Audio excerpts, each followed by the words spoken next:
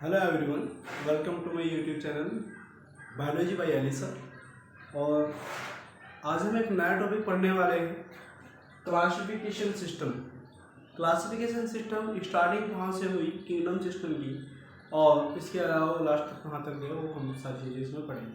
उससे पहले आप लोगों से रिक्वेस्ट है, यदि आप हमारे चैनल पर नए हो तो आप हमारे चैनल को सब्सक्राइब करें, शेयर करें और अदर स्टूडेंट्स को भी बताएं।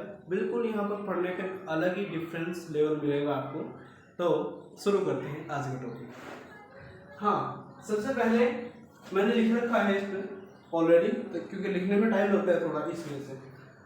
सबसे पहले जो है वो कैरोलस लिनियस जी जो थे, सबसे पहले उन्होंने 1758 में टू किंगडम क्लासिफिकेशन दिया। टू किंगडम क्लासिफिकेशन किस बेस पर दिया? उन्होंने सिर्फ इस बेस पर दिया कि भाई जिनके पास में सेल वॉल यानी कि कोशिका भित्ति होती है उन्हें आप डाल दो प्लांटी के अंदर, और जिनके पास नहीं होती उन्हें आप एनिमिलिया के अंदर या पोषण के आधार पर। तो उन्होंने क्या दिया था? दो किंगडम दिए थे, एक प्लांटी दूसरा एनिमिलिया। एनिमिलिया के अंदर सारे जंतु आ गए थे और प्लांटी के अंदर सारे जितने भी प्लांट जिनके पास सेलवोल थी, जितने भी जीव ऐसे जीव जिनके पास सेलवोल थी उनको प्लांट के अंदर डाल दिया गया था, चाहे वो एकोसिकिया बहुकोशिकीय, उससे कोई मतलब नहीं था, यूनिसेलुलर हो या फिर मल्टीसेलुलर।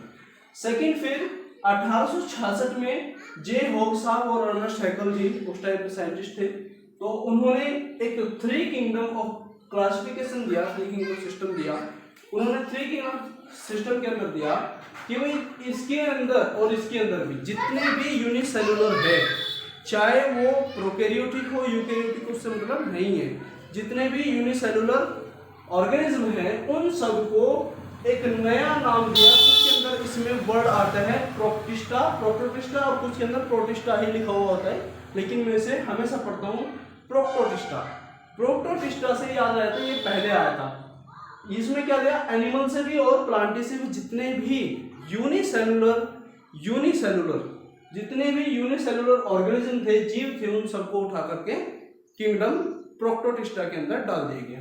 अब हम बात करते हैं, इसके बाद आए 1956 में हर्बर्ट एफ कोपलैंड साहब। तो इन्होंने क्या किया? इन्होंने दिया four kingdom classification system. Four kingdom classification system में इन्होंने क्या करा? अब ये छोटा सा भाई साहब, इसके अंदर सारे के सारे बिल्कुल बच्चे से बड़े यूनिसेलुलर हैं। इन्होंने क्या करा? इस यूनिसेलुलर को उठा करके इन्होंने कहा नहीं भाई, इसमें भी हम दो प्रकार के डिवाइड करेंगे, इसमें कुछ गलतियां हैं उन्हें हम सुधारेंगे। क्या गलतियां थी? इसमें यह था कि जो प्रोकैरियोटिक टाइप के थे और यूकैरियोटिक सेल टाइप थी, उन सबको इसमें डाल दिया गया था। तो उन्होंने क्या किया? इसके दो हिस्से कर दिए, एक हिस्सा मोनेरा, दूसरा हिस्सा प्रोटिस्टा। प्रोटिस्टा के अंदर जितने यूकैरियोटिक यूनिसेलुलर थे, जितने यूकैरियोटिक एक कोशिकीय थे, उनको डाल दिया गया प्रोटिस्टा के अंदर। ठीक है, अब हम बात करते हैं कि भाई जब इसमें डाल दिया गया किनको? यूकैरियोटिक के, बचे कौन? प्रोकैरियोटिक के लिए उन्होंने एक अलग से जगत बनाया जिसका नाम था मोनेरा। जिसका नाम क्या था? मोनेरा जगत। मोनेरा जगत किसने दिया था? ये याद रखना चाहिए हमें, हर्बर्ट एफ कोपलैंड साहब ने मोनेरा जगत को दिया था। ये बात हमेशा याद रखनी चाहिए। अब हम बात करते हैं, आगे बढ़ते हैं। फिर आए हमारे मशहूर साइंटिस्ट आर.एच. व्हिटेकर। कब? 1969 में। और इन्होंने दिया फाइव किंगडम क्लासिफिकेशन, जो वर्ल्ड फेमस है, सबसे ज्यादा पढ़ा जाता है, सबसे ज्यादा इसी का उपयोग किया जाता है। फाइव किंगडम क्लासिफिकेशन, इसको हम कह सकते हैं मोस्ट इंपोर्टेंट क्लासिफिकेशन। तो आर.एच. व्हिटेकर साहब ने क्या किया? इन्होंने देखा कि भाई ये तो ठीक है, सारी चीजें बढ़िया है, कोई दिक्कत नहीं है, लेकिन प्लांटी के अंदर एक ऐसा ग्रुप है जिसके पास क्लोरोफिल ही नहीं होता। कमाल की बात है, और वो दूसरों पर निर्भर होता है खाना खाने के लिए, जबकि ये आदतें जो है वो जंतु की होती है, पादप की नहीं, पेड़ पौधों की नहीं होती, प्लांट की नहीं होती। तो इन्होंने क्या करा? ये जो फंजाई जगत है, याद रखना है, क्वेश्चन आ जाता है कि फंजाई जगत किसने दिया? तो आर.एच. व्हिटेकर साहब ने फंजाई जगत दिया था। इसमें क्या हुआ था? जो एनिमिलिया, प्लांटी, फंजाई, प्रोटिस्टा और मोनेरा ऑलरेडी थे, एक अलग जगत निकाला फंजाई। फंजाई को अलग क्यों निकाला? क्योंकि इसके पास सेल वॉल थी सेल वॉल भी थी, ये दिखता भी प्लांट जैसा है और होता भी प्लांट जैसा ही है, लेकिन इसका सबसे बड़ा रीजन ये था कि भाई ये खाना दूसरों से लेता है, इसके पास खुद का क्लोरोफिल नहीं होता। जबकि प्लांट कह रहे थे भाई हम तो किसी और पर निर्भर नहीं रहते, एनिमल कह रहे हैं कि भाई ये अगर हम में आ गया तो हमारी झिल्ली है नरम और इसकी झिल्ली इसके पास है सेल वॉल, इनकी कोशिका भित्ति वो है कड़क, तो ये हमें तोड़ फोड़ करेगा। उससे अच्छा है कि आप हम इसे नहीं रख सकते अपने में। प्लांट ने भी मना कर दिया, एनिमल ने भी मना कर दिया। इसके बाद आर.एच. व्हिटेकर साहब ने कहा कि भाई चलो ठीक है, इसके लिए हम अलग से एक देश बना देते हैं जिसका नाम है फंजाई, अलग से एक किंगडम बना देते हैं जिसका नाम है फंजाई।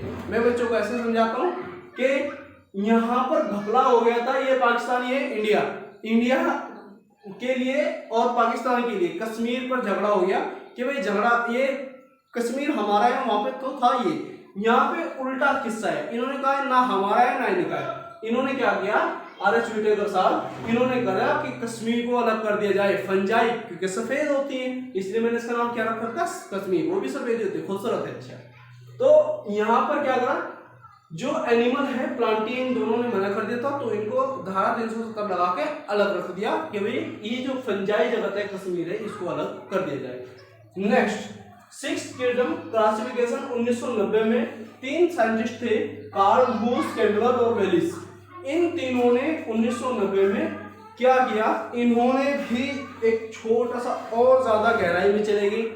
ये जो छोटा सा मोनेरा पड़ा था प्रोकैरियोटिक, मोनेरा के अंदर जो प्रोकैरियोटिक थे उन्होंने क्या किया, इसको भी और ज्यादा डिवाइडेबल बना दिया। कैसे, ये जो जगत क्या था, मोनेरा के अंदर 2 प्रकार के बैक्टीरिया पाए जाते थे, आर्की बैक्टीरिया और यू बैक्टीरिया। उन्होंने उनको किंगडम बना दिया, भाई आर्की बैक्टीरिया अलग होने चाहिए, यू बैक्टीरिया अलग होने चाहिए, तो जातिवाद हो गया ना सीधा सीधा। अब ये जातिवाद दिखाया गया तो इसलिए इसको ज्यादा फेमस नहीं किया गया। 5 किंगडम क्लासिफिकेशन को इसलिए फेमस किया गया क्योंकि इसमें लगभग चीजें अलग अलग है, लेकिन इसमें भी कुछ कमियां हैं। सो प्रोकैरियोटिक और यूकैरियोटिक की मैं बार बार बातें कर रहा हूं, होता क्या है ये समझ लीजिए।